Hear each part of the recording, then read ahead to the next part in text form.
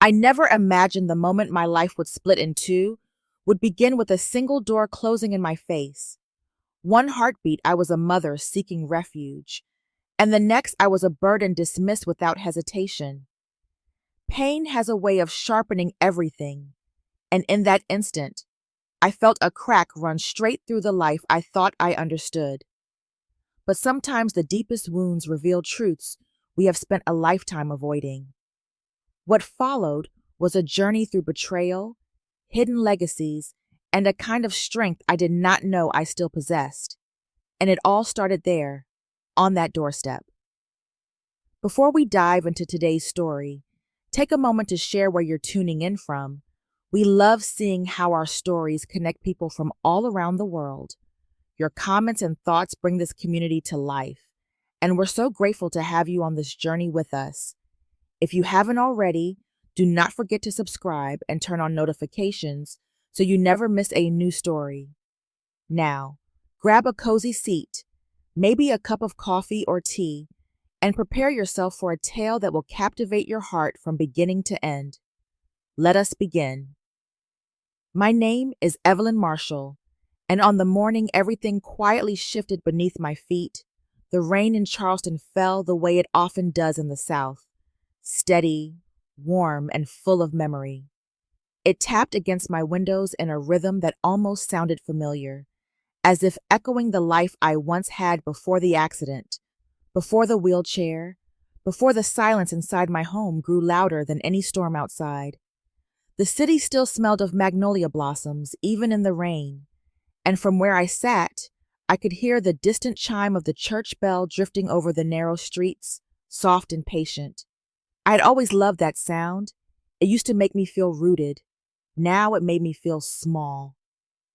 My house, an old Charleston single home with a peeling blue door and creaking shutters, had become both sanctuary and prison in the months since I fell down my staircase. The accident damaged my hip badly, and the doctors warned that recovery would be long and full of compromises. I could no longer climb the stairs to my own bedroom, so I slept downstairs on a narrow daybed that groaned every time I shifted. I learned the path my wheelchair could take through the house, and I learned the places where the wheels always caught. I told myself I was lucky to still be independent, but it was the kind of lie you tell to stay afloat. Daniel would have known how to say the right thing. He always did. 4 years had passed since he left this world, yet sometimes I still expected to hear his footsteps crossing the floor or the soft clearing of his throat before he read the morning news. His favorite armchair still sat angled toward the window, untouched, as if waiting for him to return. I kept his wool sweater folded on the back of it. Some days I pressed my face into the fabric just to remember what warmth felt like. Michael, my only child, lived 20 minutes away on Isle of Palms in a house far bigger than anything he grew up in. He ran a small beachside restaurant and seemed proud of the life he had built with his wife, Lena. I used to imagine that pride would extend to me, that he would look at my struggles and see the woman who once worked double shifts to raise him. But visits became rare, then brief, then strained. I told myself he was busy. I told myself families changed. Still, the ache did not lessen. That rainy afternoon, with the sky dim and the streets glistening like wet stone, I made a decision that frightened me more than I wanted to admit. I packed a small bag, locked my front door, and slowly maneuvered my wheelchair down the ramp toward the waiting cab. I told myself I only needed a week at Michael's home, a short stay until I figured out something more stable. I told myself it was reasonable, yet every push of the wheels reminded me how vulnerable I had become. When I arrived, the house glowed with warm lights behind the rain-streaked windows. I could hear laughter inside, the clatter of dishes, and the muffled sound of a television show. A complete world, one that used to include me. The closer I rolled toward the porch, the heavier my heart felt, as if it were absorbing the weight of every drop of rain around me. Paused, took a slow breath, and whispered a quiet prayer to Daniel, hoping he was somewhere near, watching, steadying me. Then I raised my hand and pressed the doorbell, unaware that this single moment would mark the beginning of a journey far more devastating and transformative than anything I had ever known. If you are still watching and this moment struck something in you, comment number 1 below so I know you are with me. Now let's move on to chapter 2, where the first cracks begin to show. When I returned home after standing on Michael's porch in the rain, the silence inside my house felt heavier than it ever had before. The cab ride back to Charleston passed in a blur of wet pavement and blurred streetlights, each reflection stretching across the road like the echo of something I had lost long before this day.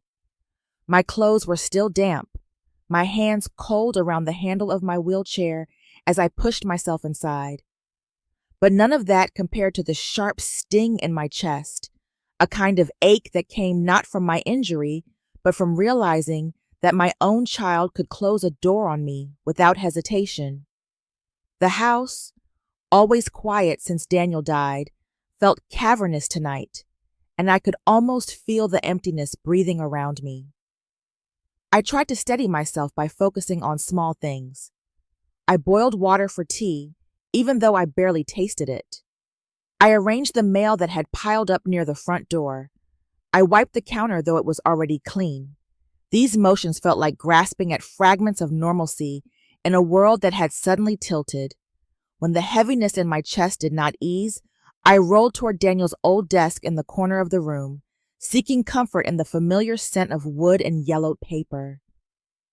I opened the top drawer, searching for a pen, though it was not truly the pen I needed. I needed something to ground me, something that reminded me I had once belonged somewhere. Instead of a pen, my fingers brushed against the edge of a card thicker than the envelopes beneath it. I pulled it out, and the sight of it made me still completely. The card was elegant, printed on heavy stock, with the name Harbor Private Trust pressed in raised silver letters. Beneath it was the name Julian Price, Senior Private Banker. The title alone made my pulse quicken, not with excitement but with confusion. Daniel had never spoken of any private banker. Turning the card over, I found something even more startling. A short note written in Daniel's unmistakable handwriting. Emergency access. EM. For a moment, it felt as if the room itself shifted. I remembered Daniel sitting at this desk on countless evenings, quietly sorting papers while I read beside him. I remembered asking him once what he was working on, and he had simply smiled and said it was something boring. Now, I wondered how much he had deliberately kept from me.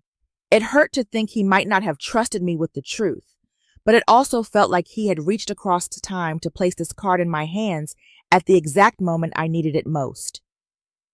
Questions pressed through my mind. Why had he kept this secret? What was so important that he left instructions only for an emergency? Had he somehow known I would reach this breaking point, standing alone in a rainy driveway with nowhere to go? I set the card on my lap and stared at it as the rain continued to tap softly on the windows. For the first time since Michael had turned me away, a flicker of something other than despair stirred inside me. It was not quite hope, not yet, but it was a beginning. The next morning, with trembling fingers, I called the number on the card. The receptionist's tone shifted noticeably when I mentioned Daniel's name, and she insisted that Mr. Price could meet with me in person as soon as possible.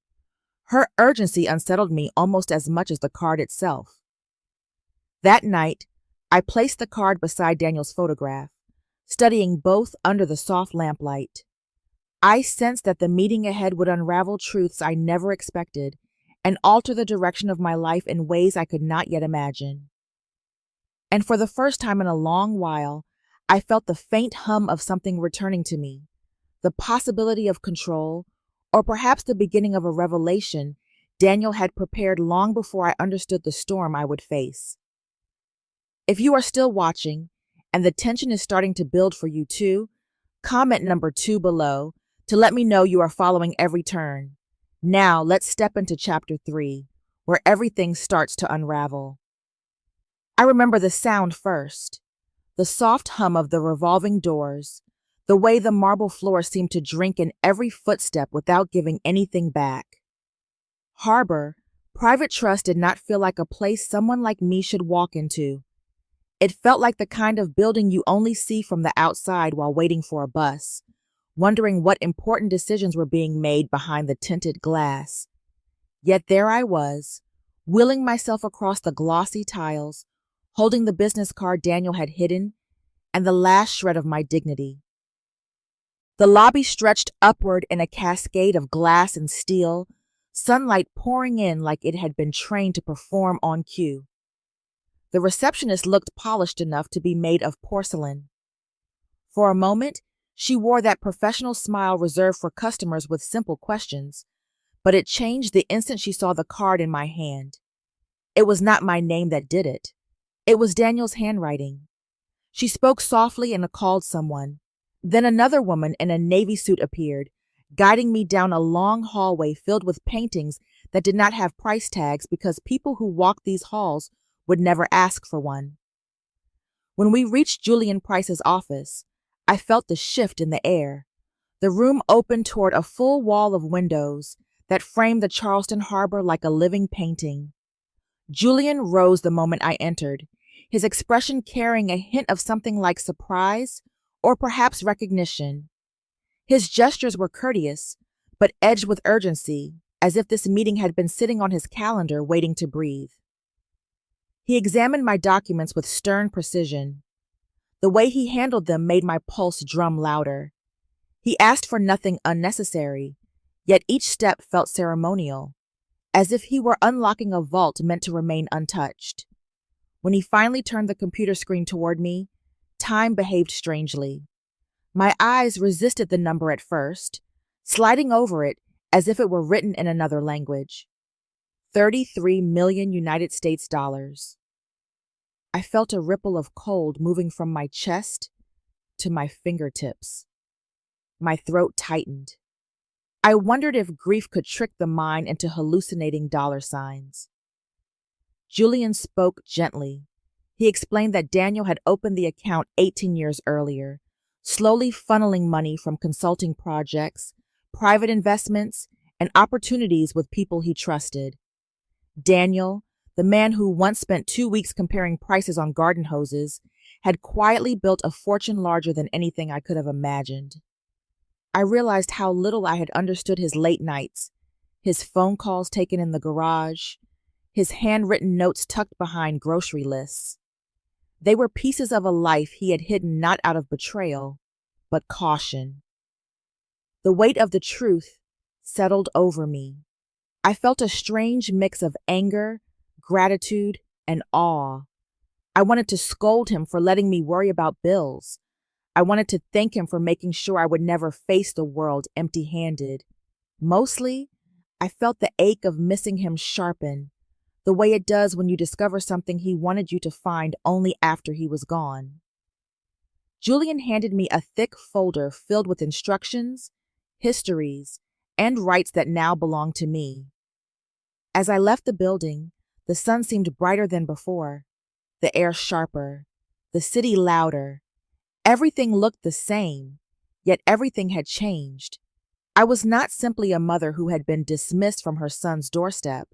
I was a woman holding a secret that could shift the ground beneath all of us. If you are still watching and the story is pulling you in deeper, comment number 3 below to show you are still with me. Now, let's move into chapter 4, where the struggle becomes impossible to ignore. The ride home felt strangely quiet, as if the city had stepped back to give me space to breathe. Yet my chest was tight the entire way. The sight of that number, 33 million United States dollars, looped through my mind in a way that made the world around me soften at the edges. Even when the car stopped in front of my small, weathered house, I needed a moment before getting out, as if crossing the threshold meant acknowledging that my life had divided into a very distinct before and after. Inside, the familiar dim light greeted me. The house still smelled faintly of old cedar and brewed coffee, a scent that had comforted me through lonely mornings. But everything that once felt grounding now seemed to emphasize how much I had endured. The peeling paint above the hallway, the leaning bookshelf, the uneven rug that had tripped me more than once since my injury. All of it whispered reminders of hardship I had learned to accept, not because I deserved it, but because I thought I had no other choice. I set the thick folder from Harbor Private Trust on the kitchen table and sat down slowly. Daniel's name printed in bold at the top of every document made my throat tighten. I began opening each section, reading line by line even when my eyes stung. There were summaries of investment portfolios, receipts from transactions dating back nearly 2 decades, and written instructions that carried Daniel's tone so distinctly it felt like he was sitting beside me. He had found the time to prepare all of this, while I had believed he was simply exhausted from work. I leaned back and looked around the house, taking in the cracked window frame and the old furnace that rattled like a metal drum every winter. For the first time, I let myself admit how hard these past months had been. The pain in my leg, the long nights alone, the humiliation of depending on neighbors for small daily tasks. And then the moment Michael closed his door in my face, I felt every bruise that life had left on me, and it made the contrast with Daniel's hidden gift almost unreal. Part of me wondered if I should use the money immediately. I imagined replacing the uneven floors, installing ramps and rails, maybe even finding a new place where I would not have to struggle with every movement. But the instinct to be cautious, the familiar tightening in my stomach, told me not to rush. Years of stretching grocery budgets and counting pennies did not fade overnight. I needed to understand my options before choosing any path. I tried calling Michael, hoping that some sense of family might still remain between us. The call went unanswered. It did not surprise me, but it landed heavier than I wanted to admit. I sat quietly until my phone buzzed with a message from Christine, an old friend I had not spoken to in years. She said she heard about my accident and hoped I was healing. Her words arrived like a warm hand on my shoulder. She told me about a group of women she met with every week, women rebuilding their lives in different ways. She invited me to join, no pressure at all. The timing felt almost intentional. I closed my eyes and breathed. A plan began forming, not fully shaped, but present enough to steady me. I needed better care, a safer home, and people around me who understood reinvention. And for the first time in a long while, I realized that I could make those choices for myself. Before going to bed, I placed the folder on my nightstand. I rested my hand on it for a moment, feeling the weight of Daniel's quiet devotion. Tomorrow, I would call Julian and begin the process. Tomorrow, I would call Christine and accept her invitation. Tonight, I simply allowed myself to feel the beginning of change. If you are still watching and the pressure feels heavier with each moment, comment number 4, so I know you are staying on this journey. Now, let's continue to chapter 5, where the storm finally breaks. The morning light filtered through my kitchen window in soft, muted streaks, but something about the day felt off from the moment I woke. I had planned to call Julian and move forward with the monthly assistance Daniel had arranged, yet my fingers hesitated above the phone. My mind felt unsettled, as if warning me that another blow was coming. The phone rang before I touched it. Michael's name appeared on the screen like a shadow passing over the sun. His voice, usually clipped and hurried, now carried a gentleness that felt rehearsed. He asked about my leg, my sleep, whether I had eaten breakfast. Each question sounded like it had been drawn from a script rather than his heart. The rhythm of his tone lacked warmth, and I could feel something hollow beneath it. When he asked if he could stop by because he had something important to discuss, I agreed with the quiet dread of someone bracing for impact. I waited at the kitchen table, listening to the ticking of the old clock. By the time Michael's car pulled into the driveway, I felt an invisible knot twisting in my stomach. He stepped inside, wearing a strange smile that did not reach his eyes. His hair was uncombed, his collar askew, and his hand shook slightly when he took a seat. He looked like a man chased by his own thoughts, yet too proud to admit it. He began with small remarks about my recovery, but the softness could not hide the strain behind his words. When he finally shifted into the topic he came for, his expression hardened into something unsettling. He spoke slowly, describing concerns he claimed to have heard from neighbors about my supposed confusion and forgetfulness. Hearing my own son suggest I might not be mentally stable sent a cold wave through me. I listened as he built a narrative about my vulnerability, shaping it carefully, as if he had rehearsed each line. Then he took out a folded document from his jacket. He placed it on the table with the deliberate precision of someone unveiling evidence. It was a petition for full guardianship. At the bottom of the page was a space for my signature, waiting like an open trap. Signing it would hand him control of my medical decisions, my home, and everything Daniel had secretly prepared for me. I stared at the paper, feeling the sting of betrayal deepen into something sharp and unforgettable. I did not raise my voice. I did not cry. I simply placed the paper back on the table and let silence stretch between us. He mistook my calm for hesitation, and his confidence grew. He told me it was temporary, that he only wanted to protect me, that I could trust him. His words drifted around me like smoke, unable to hide the desperation simmering underneath. When he finally stood to leave, he wore a smile that suggested he believed he had won the first round. I watched him walk to his car, shoulders tense but driven by purpose. As the car disappeared down the road, the weight of what he intended settled heavily in the room. I leaned back in my chair, trembling not from fear, but from a painful clarity. Daniel had known. Somehow, he had seen this coming long before I did. The account, the instructions, the guarded secrecy, it all made sense now. My son had not only shut his door on me, he had now marked me as an obstacle. I reached for the folder beside me. The battle had begun. The house felt unbearably quiet after Michael left, as if the walls themselves were holding their breath. I tried to sit still, but my body refused obedience. I walked from the kitchen to the living room, then back again, my injured leg protesting with every step. The movement did nothing to steady my heart. The image of that guardianship document hovered behind my eyes like a ghost that refused to fade. It was not just a legal form. It was the moment my son tried to turn me into a bystander in my own life. I leaned against the counter, closing my eyes, remembering Michael as a child, the evenings when he would run to the door after preschool, arms thrown around my waist, telling me about the construction paper animals he had glued together. I remembered the nights we spent at the kitchen table, doing homework while Daniel worked late shifts, how Michael rested his head on my shoulder when he grew tired.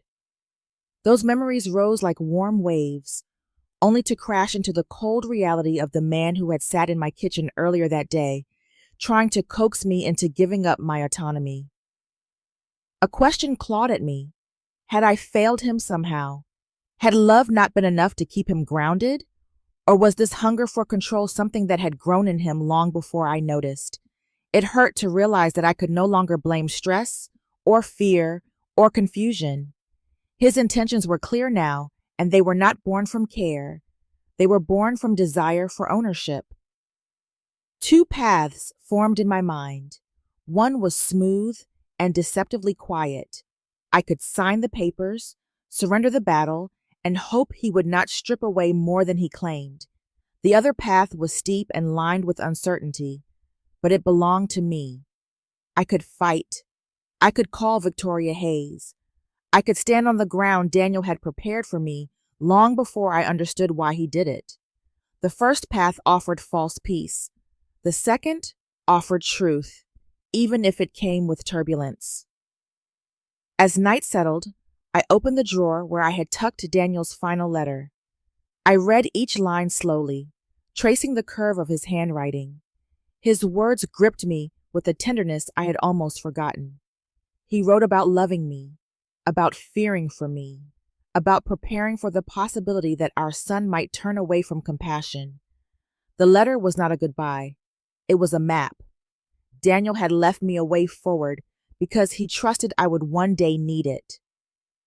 Fear rose and receded inside me like a tide.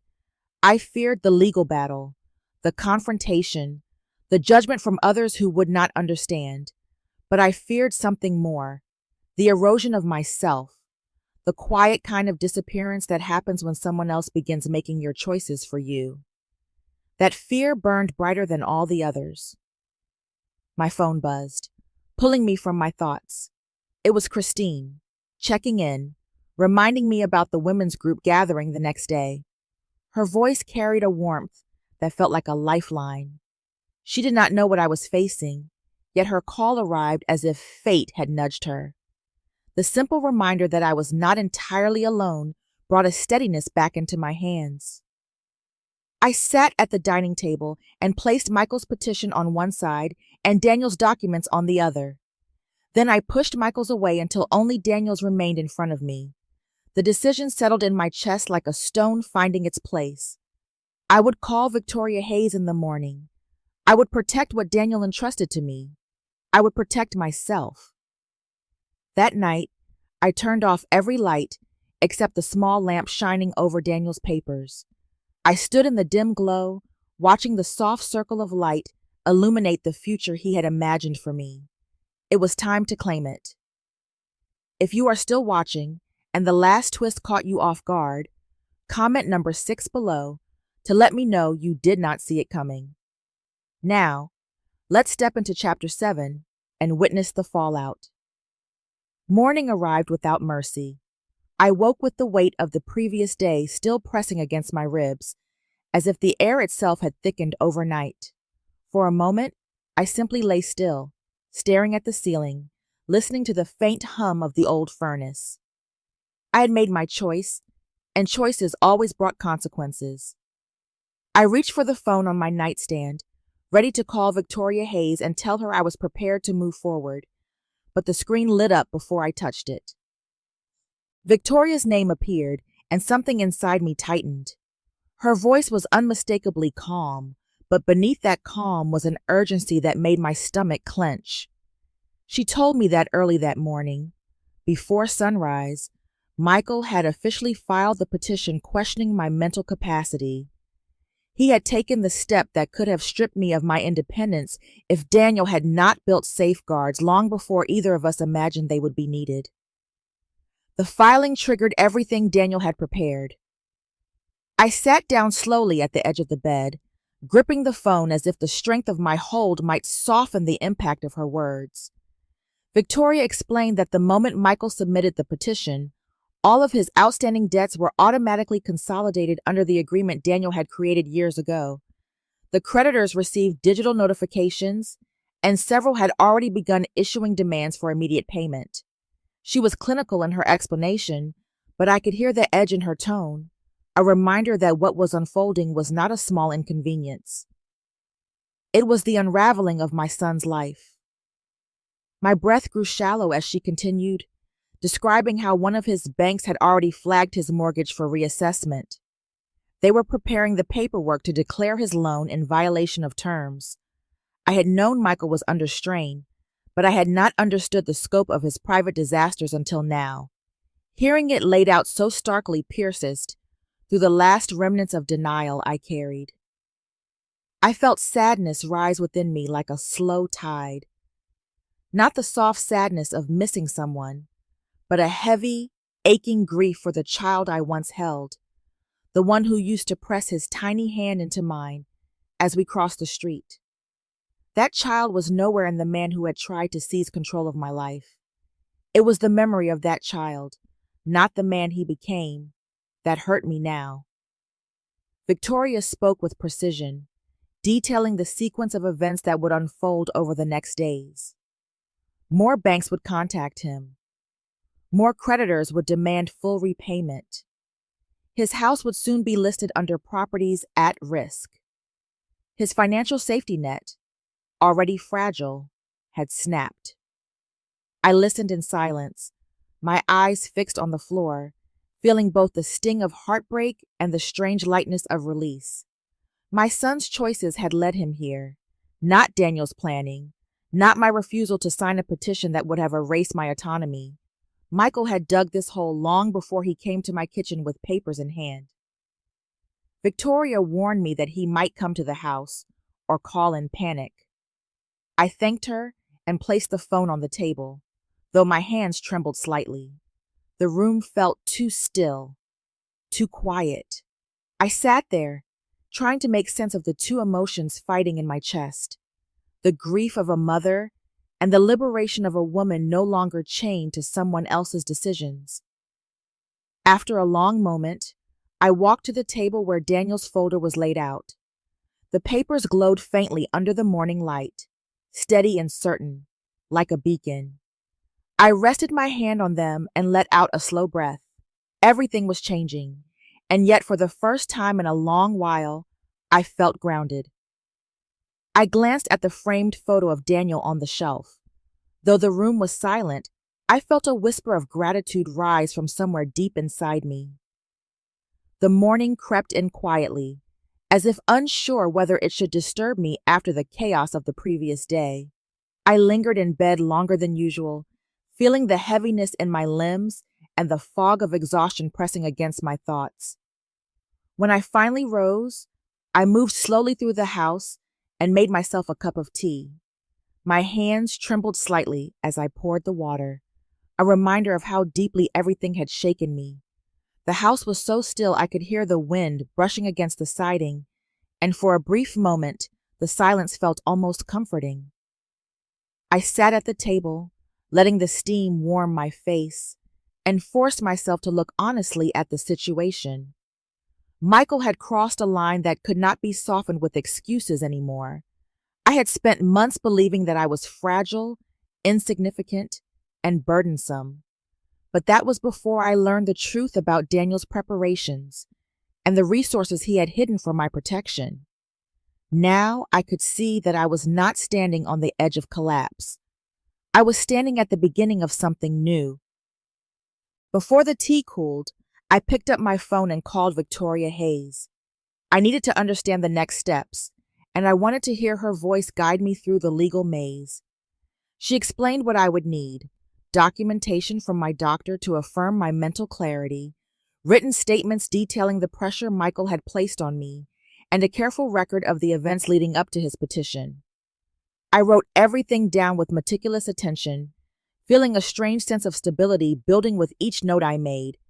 Preparation felt like strength I could hold in my hands. Still, the weight of what was ahead lingered. I feared the idea of standing in a courtroom, of being evaluated as if I were incapable. The thought made my stomach tighten, but the fear no longer swallowed me whole. Daniel had built a fortress around me long before I knew I needed one.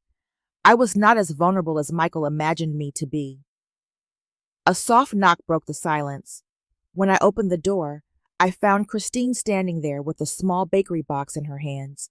The sight of her familiar, warm smile brought a rush of relief. She stepped inside, setting the box on the table with the same gentle energy she had always carried. She could not possibly know how much I needed company at that exact moment. As we talked, she mentioned the women's group she attended, sharing stories of women who had endured losses, betrayals, and upheavals that reshaped their lives. Listening to her describe their resilience did something to me. It lifted the sense of isolation that had wrapped around my shoulders for months. I told her a small part of what I was facing, just enough to release some of the pressure inside me. She did not pry, and she did not try to lecture. She simply nodded with understanding. After she left, I sat at the table again and began outlining the tasks ahead. Schedule the medical evaluation, prepare the documents for Victoria, reach out to the women's group, allow myself to accept support rather than shrinking into fear. As the afternoon sun stretched across the floor, I placed Daniel's file into a sturdy box and set it on my desk. It felt like placing a cornerstone. Tomorrow, I would begin carrying out every step of the plan. I stood by the window, watching the light fade across the yard, and for the first time in a long while, I felt ready. If you are still watching and the story has you holding your breath, comment number 8 below, so I know you are still walking with me. Now, let's move into the final chapters and see how everything comes full circle. I woke before sunrise, sensing the weight of a day that would press itself into my memory. The house felt unnaturally still, as if it, too, was waiting for something inevitable to arrive. I moved slowly through my morning routine, grounding myself in small motions, the quiet rhythm of brewing coffee and opening curtains. The sky outside was dim and washed with pale blue, a reminder that endings often come quietly before they strike. By the time the clock neared 8, I had settled into the living room with the uneasy certainty that Michael would appear. He had always been predictable when cornered. The knock came, sharp and desperate, rattling the door in its frame. Through the window, I saw the silhouette of my son, shoulders hunched, hair unkempt, suit wrinkled as if he had slept in it or not slept at all. The confident man who once walked with a calculated stride now stood like a wind-blown structure barely holding together.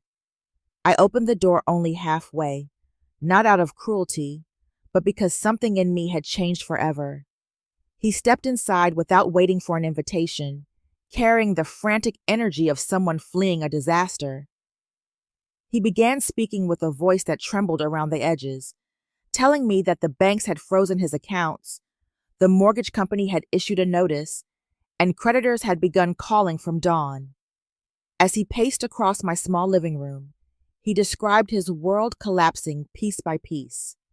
He insisted that I needed to stop the legal machinery, claiming it was all a misunderstanding. But the pleas did not land the way he intended.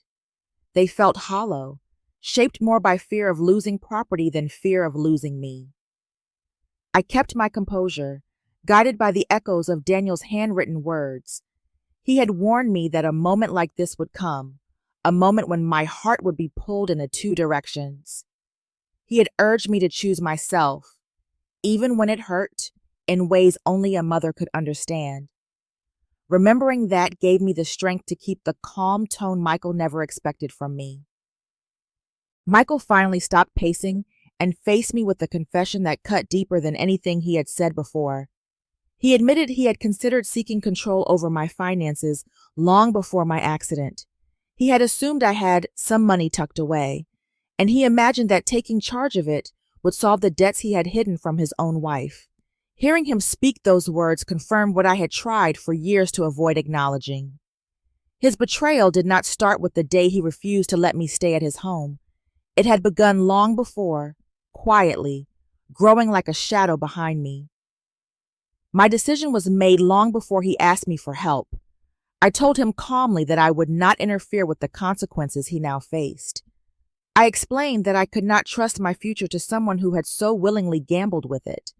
His composure cracked, and he collapsed into a wave of grief that felt raw and childlike, but still rooted in desperation. I felt the ache of motherhood rise within me, but it no longer controlled my choices.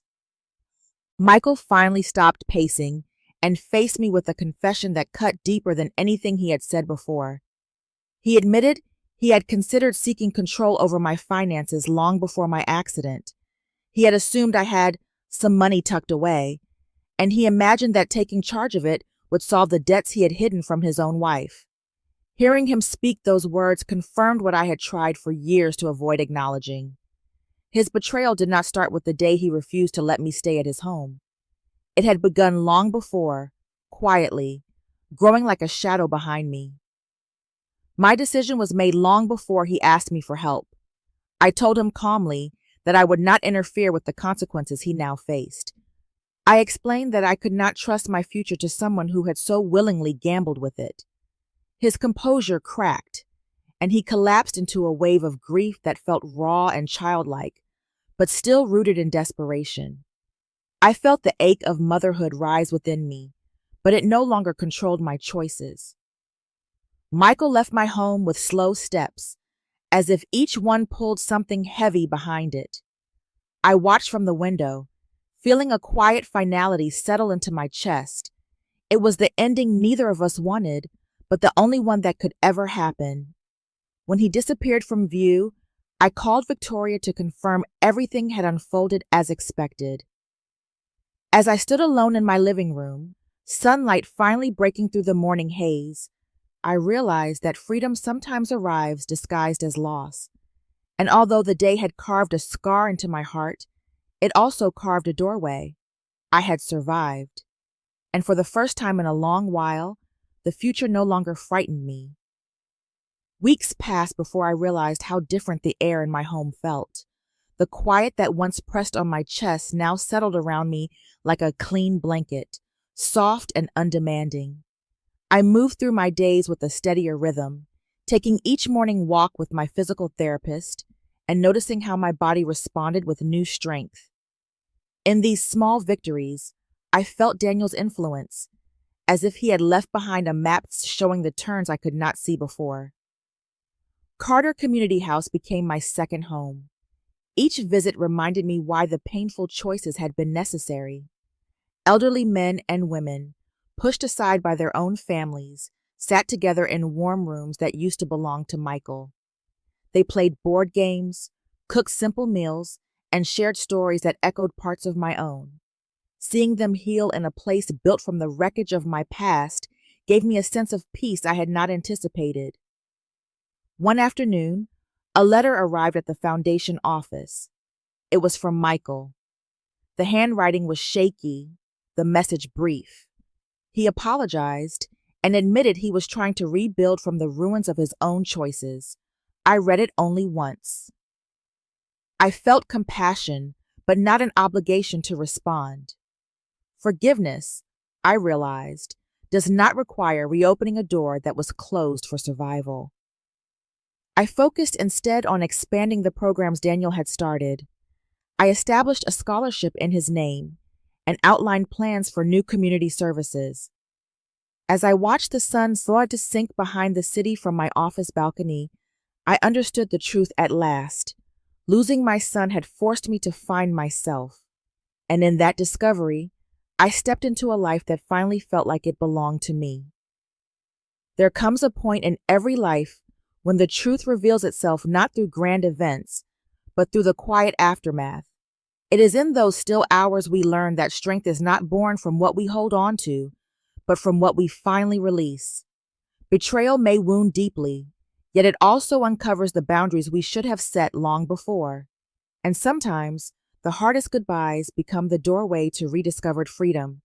Healing is not an escape from pain. It is the decision to build something meaningful from everything that was meant to break us. In choosing dignity over desperation, a new path opens, one shaped by purpose, clarity, and a softer kind of hope. Thank you for staying with this story. If it moved you in any way, I would truly love to hear your thoughts. Leave a comment, follow the channel, and subscribe so you never miss what comes next.